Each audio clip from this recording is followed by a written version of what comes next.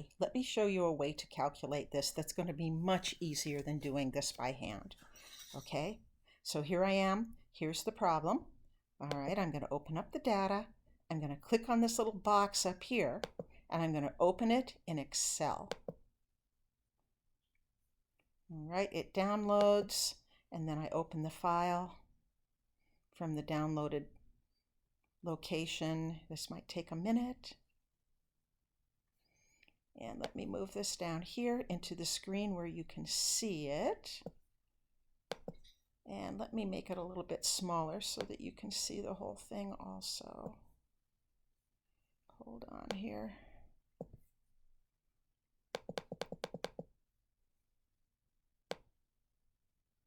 All right, so all the data is here, all of it.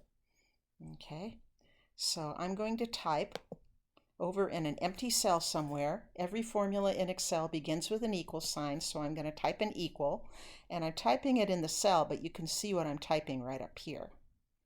All right, I'm going to type average, and then I'm going to come over to the column, and I'm going to highlight all the way down. So make sure that you highlight all of your data. Okay. If you have a list that's too big, okay, you can also just go ahead and type A1 is the cell with the first piece of data, and A48 is the cell down here at the bottom.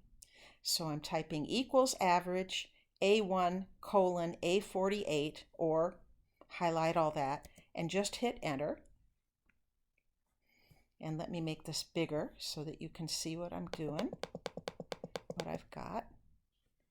And there's your answer right there.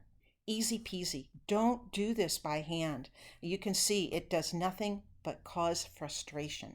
The more that you can do with Excel, the more accurate you can be and the more efficient you can be with your homework. So I hope this helps. Oh, by the way, there's also a median. So you just type the word median, open parentheses, come over here, highlight all your data. I'm doing it the same way that you would just highlight things in Word, just holding down the mouse and scrolling down. Close the parentheses. So there's the formula right there. Hit enter, and then when I come back, there's my median as well. Okay. If you take a look at the videos that I posted in the topic 1 section of the course resources, or not the course resources, I'm sorry, in the topic 1, I've got a few other tips in there that can help you with working with Excel and getting through these first couple homeworks. So I hope this is helpful. Let me know. See you later. Bye-bye.